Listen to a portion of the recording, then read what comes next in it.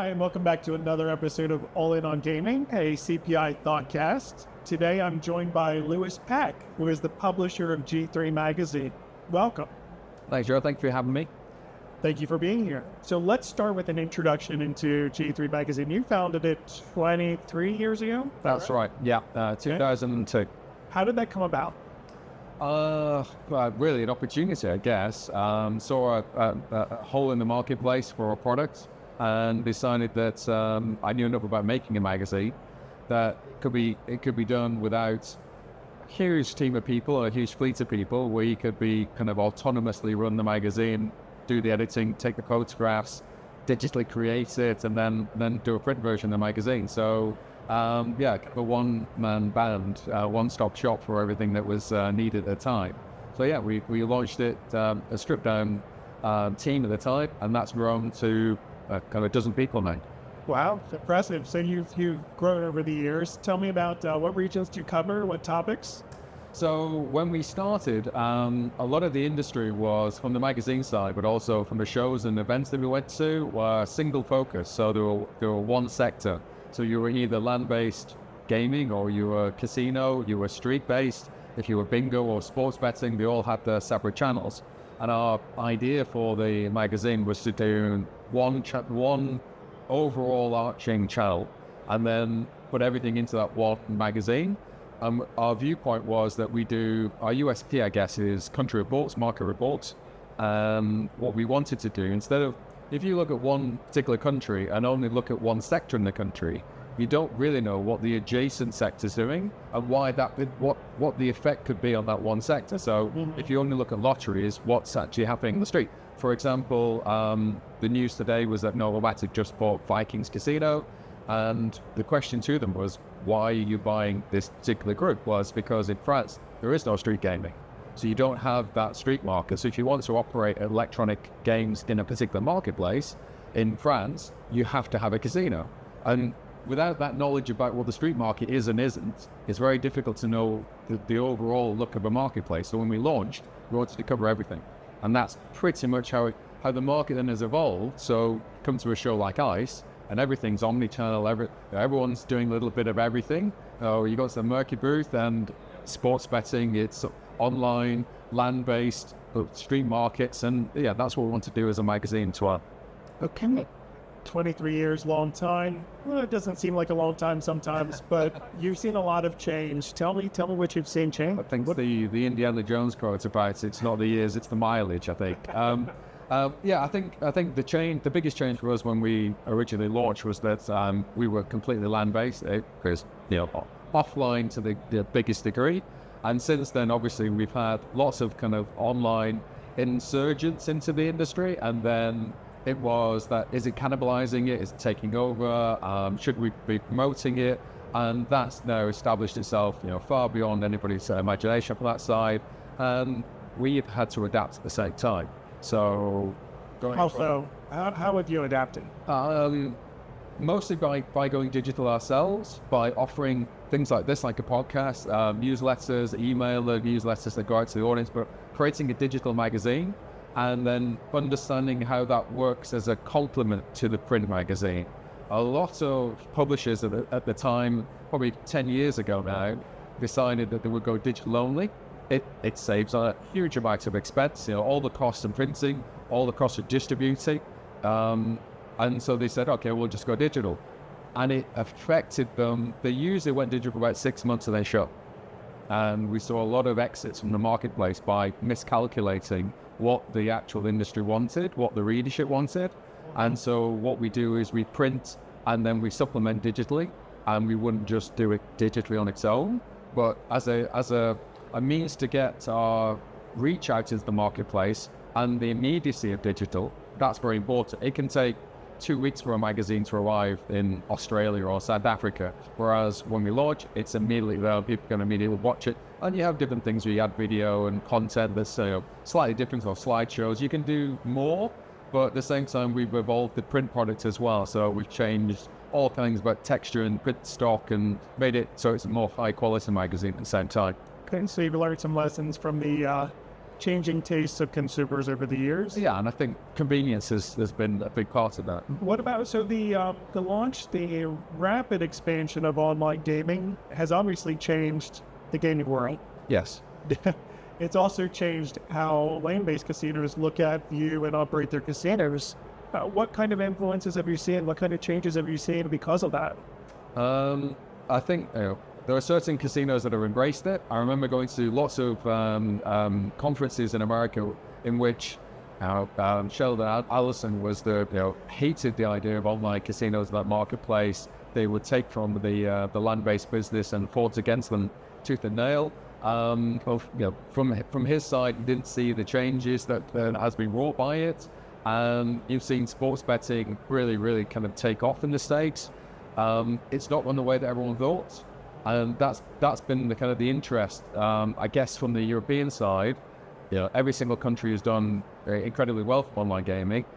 You have an illegal sector which is huge at the same time, and which is now becoming raised and more prevalent. So there are, I guess, caveats to how well everything's doing, because you have opportunities, but also there's still a lot of problems that kind of exist in the marketplace, and a lot of I think from the EMEA side that where we're based, you have a lot of regulation and taxation. So as people say, over-regulation now, and so there's a lack of opportunities for online growth at the moment within the EMEA, which is why you're seeing lots of companies move to America, but also Latin America as well, which has been the hot topic really from the online channels for the last at least a year and a half then. For the illegal part of it, any sense for what's going to help us solve that? Is it going to be technology? Is it going to be more regulation? What do you think? I know that there are certain countries right now who are bringing in supplier licenses. So rather than actually license the operator, they're licensing the actual supplier of the games into the sectors. And I think it's very new. It's really been in the last couple of months that you're seeing it in certain countries. I believe one's Denmark. And you're seeing the supplier having to be licensed in that marketplace to be able to justify where their game's going. So if their game is appearing in an illegal online casino somewhere, then they break the contracts of the license, and therefore that caveat there. At the moment, that's not really happening. So if you can have your most successful games illegally, then there's a problem there by not being sort of. You couldn't do that on land-based side. You couldn't have a tier 1 slot manufacturer putting their games knowingly into illegal operations. That's, it's not been the same it's not been a level playing field on that side. And I think if that licensing structure then becomes the norm, you could see a change in which you have 2 tiers of games, where you have legal regulated online environments that have the best games in the marketplace, and then a lower regulation environments in which those games aren't from the top tier companies. And that will probably, I think that would be one way. I know it's not a sticking plaster on a larger issue, but it's one way, one step, which is now being considered that wasn't before. In fact, let's talk for a moment about the changes coming in the UK. Sure. Was talking earlier today about deregulation and all that's coming down the pike pretty quickly. Sure. What are your thoughts on that? What do you think we'll see, and when do you think we'll see it? I think the UK government hates the word deregulation. I don't know any government that likes the word deregulation. I think there's parts where I just say the industry's seeing over-regulation. Somewhere in the middle is probably the kind of meeting point of where it should be. I don't think you're going to get a huge amount. I don't think everybody from the UK Gaming Act is going to actually get what they want. I think from what we're hearing, that the casino groups will do pretty well in terms of getting the machines that they want from the marketplace. But I think online is, the player restrictions, or whether you want to play protections, getting that balance right, getting the rate of, knowing, KYC, knowing, having limits on the amount that you can spend, budgeting yourselves. They're all very realistic things that can, how that will affect the marketplace is an unknown. And will it actually be beneficial to the player, or will it just harm operations and what they're doing at the moment? There's a trade-off between the two, and so you don't want to see less. You want to see more protection, but probably not to see some of the companies exit the marketplace, which is really happening in other countries in Europe. So you've got the Netherlands, bringing in taxation and over-regulation, which is seeing people leave the marketplace because of it. Germany is a massive example of over-regulation, really driving companies out of that market as well. I think if there are opportunities this is one of the first times since the 2005 Gambling Act changed things, for an opportunity for the UK to at least have a bit of a spotlight in the international scene, in which people look at the UK and think, oh, what's the opportunity? And I think there will be an opportunity, there'll be a window, but whether we get it right, and whether everything's set in the right parameters, this has been something that's been coming for 2-3 years now. And the expectation was it would have been delivered last year.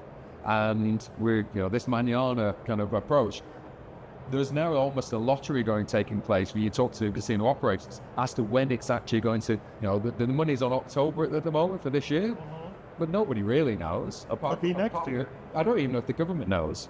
And that's just, changing policies, but also changing governments and changing people. And it's always been a hot potato. It's never one that anybody really wants to say, oh yeah, I'll take charge of this and I'll put my head above the parapet to say, this is what the regulation should be. Because there's always a UK newspaper that will then put their name above a headline that no one actually wants to see. Is the uncertainty, is it harming the market in any way? Is it people just sitting back and waiting for things to happen? I think you have to wait for things to happen because you can't make a decision based on speculation. And I think that's the problem. I know you're talking about other markets like Brazil where they just won't settle on legislation. And even if you get something where it's an unfavorable environment, at least you know what the parameters are. At least you can make a determination that you want to be in it or out of it, or how you should actually invest and where's that money going. At the minute, no one can really say, and so you can make a good judgment from the white paper, but also things can massively change because that was from a Conservative government, and now we're in a Labour environment in which traditionally they've been much more severe on the gaming industry than the Conservatives. Sometimes it's more harmful to not know what's coming and deal with the chaos and uncertainty and actually have something that you don't like. Yes, exactly. So, okay. One question about, you mentioned the player protections. There's the potential there for casino operators to get a whole wealth more information on player behaviors. Yeah. What impact do you think that will have, not just on the casinos, how are they going to use it, but also the players themselves? Yeah, you've got, so by being able to track the player through the play, which is part of the actual regulation, and you've got a button on the machine, it'll show you all the pay table, it'll show you what your spending is, it gives you lots more information than the SAS protocols, of which obviously ZPI are very, very aware of, but you have much more information for them to, in a similar way it was described to me recently as online, when a player moves the mouse around the screen, while they move a finger on a touch screen, all of those movements, all of the betting areas, what they're spending, all of it's tracked. And at the moment, that's not the case for a land-based slot machine. You have minimal amounts of information and a very kind of small window of opportunity to gather that information and keep it. Whereas the actual regulation says you must gather this information and you must keep it and you must store it. And this is something that actually gives the operator and the supplier a window into land-based play that really they haven't had until now. So you have an opportunity for that to play into management systems, play loyalty programs. You're going to be able to have the opportunity to have a window on what the average player, even the anonymous player, are doing in your location. Spring? Any privacy issues? You're going to have to have. But the thing is, you're already being told that you have to gather that data and store it. And so whether you ascribe a value to it and a player name, that's up to your location and the casino, but you're going to have a protection for that player. And so, and unfortunately, KYC means know your player. So, I mean, GDPR is this kind of weird amalgam where you're not supposed to know who you're dealing with, and then you have to know who you're dealing with. So somewhere in the middle, they kind of have to make a kind of a joining together of that to make sense. Okay. Let's pivot now and talk about Brazil. Okay. What's going on in Brazil? It's the hot topic, and at the same time, it's a bit of an anomaly because you've got changing legislation. It's been coming for years and years and years, and again, there's a variety of opinions about it.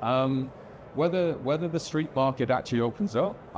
Even at this show, I've heard a variety of opinions about whether it's going to be solely online and integrated resorts, and that this idea that they can even potentially be able to control street operations is probably going to be limited given the geographic area, and that will become such a headache for the government having launched it to then have so many big problems with it, that there is a kind of a consensus of opinion of the show so far that whether street gaming is held over for a long period of time or whether it ever actually takes off, particularly if they have, the revenues, the idea of launching online and sports betting, then you can actually see what the revenues are, the taxation benefits. But then the huge problem, obviously, again, is illegal gaming, which you can't just regulate for something. You have to be able to then protect that regulated market. And there's been no concerted effort to actually stop the illegal side, which, again, depending on different viewpoints, 80-20, 90-10% of illegal versus legal in that marketplace. And if you don't create an environment for a legal, regulated, taxed casino, how do they compete against an untaxed, unregulated environment? So they must do something to actually protect the operators who want to actually get a license to that marketplace. And how that plays out, because it's Brazil and it's a new location as well, there's a lot of people taking a lot of consultancy advice in the minute. So you're getting opinions from all kinds of sources about how to properly get into that market, how it will play out. I think it's going to be a really interesting one to watch from the sidelines and look at how that plays out, because I don't think we'll know what's going to happen. What's your prediction? I don't think it's going to.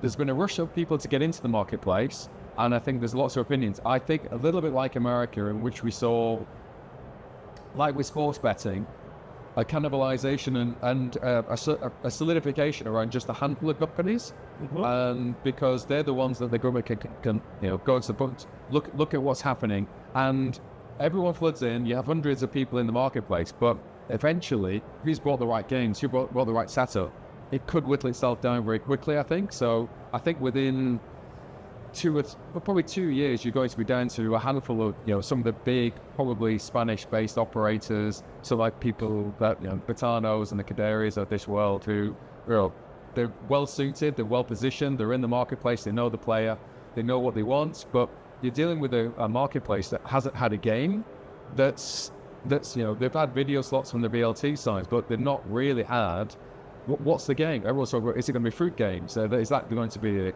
What's they going to actually click in the marketplace, because they don't know the player, because they haven't had that. Right. It's a massive player base, but they don't know the specifics of the games they want. So you think it's going to be a gold rush, a lot of entries in? There'll be everyone. I think everyone is. Everyone's trying to get into that marketplace because, as I say, there's a lot of regulation elsewhere which is preventing sizable growth. This is a big opportunity, but who actually takes that opportunity up? America, with the sports betting side, did exactly that. It presented an opportunity, everyone rushed, and then it's whittled it down massively since. And I think that'll be the same for Brazil. Okay. Let's pivot one more time. Sure. Middle East. Okay. We had talked a little bit before this recording about Dubai. There's potential to have some new casinos there of interesting size. Tell me about the United Arab Emirates. Yes, you're looking at probably 3 licenses for definite. There has been speculation of others, but 3 licenses for definite. They set up the regulatory body, being run by some kind of really big cheeses from the American operation side. So you've got an environment that's probably going to be very favourable. Certainly, you've got wind that's broken ground. You're looking at, I think it's a 4.3 billion operation that they're looking to put together. So you've got an opportunity now for the higher ups from the tier 1 certainly to expand into that marketplace. Like Singapore did this very similar thing. Macau was again the little gold rush that took place, but that was 15 years ago. Singapore did a very similar thing, but it was a smaller number. I think the 3 locations that they're looking to actually promote, UAE is looking to get out of being so reliant on oil, and so they're investing heavily. They're creating a new airport. Dubai trying to remember the figures. I think 200 and something billion people go through Dubai every year. They're looking for an airport that will handle something like 600 million. That's the kind of scale they want to get to. So the level of investment, it feels like it's a bottomless pit. The money will just keep coming, and the investment around entertainment. We were talking about the idea that for a younger generation of people, if you want to play a game, you'll go to your mobile phone or go to your iPad or laptop. And do you want to go into a location? Well, I'm going to say that a 4.3 billion location in the middle of beautifully sunny spot is probably a location that most people want to go to. Nice destination. Exactly. So the integrated resorts, there is an appeal that is multi-generational to go to a place like that. So is that going to be a challenging environment to launch a casino, especially of that size? I was at an event yesterday evening in which they said that they've seen the plans. It looks absolutely spectacular. I think if you spend 4.3 billion on anything, it's showing, your disappointment level, if it's not absolutely spectacular, would be massive. I think there's that thrill of going to see something in which they always put some new spectacle into the location, and even just being there to actually watch and witness and say, I was there, I've got the sticker, I have the Instagram post of me in the lobby of this location. I think that's going to be something that happens. So I can see the catchment area where specifically the casinos will be located. You've got this huge, how that affects Singapore, how it affects Macau, how it affects Monte Carlo, how it affects European markets, yeah. How it, City of Dream Cyprus, all of those kind of big casinos in that marketplace, yeah. Where does that trade go? Where do the people go? And a big location like that with the 3 big casinos as they're meant to be, it does affect everything else as well. Do you think it'll more open up new opportunity, new customers, or is it going to siphon from those? I think it's got a siphon. I think the United Arab Emirates is unique, I think, in the fact that they're going to say that locals can't play, but 80% are expats in the country anyway. So you don't have a huge locals market really. Realistically, there's a handful, and most of them multi-passport anyway. So you've got the chance for most of the people in the country, even though it's restricted, who can play. And again, very kind of sizable budgets to be able to play with. So I think there's part where from the UAE itself, I don't think you're going anywhere when you have those locations, but the surrounding areas, yeah, I think it will. And I think it will have an immediate effect, and how long lasting that is going to be interesting to watch. Interesting. Well, thank you very much for sharing. I appreciate all your insights. Anything else? Anything you've learned here, day one of ICE? Is that interesting? Yeah, I mean, I've been a couple of stands in which I've been using biometrics to talk about artificial intelligence, how that fits in. Again, I've heard game developers talk about artificial AI in terms of code sets, graphics. No one wants to do game design or will say that the creation is from AI, but again, no one's talked about regulation. And what's regulated as part of that? What's allowed to get part of? I guess if a machine is creating a game, where are the parameters and how does that work out? So AI is being thought about, but not considered completely in terms of a regulated environment. So it's going to be interesting to see who uses it, and then maybe who gets told off. Excellent. For the latest in gaming, follow Lewis. We have tagged him in our show notes. And when you enjoy this podcast, please like, share, and follow. You can find us on Apple Podcast and Spotify.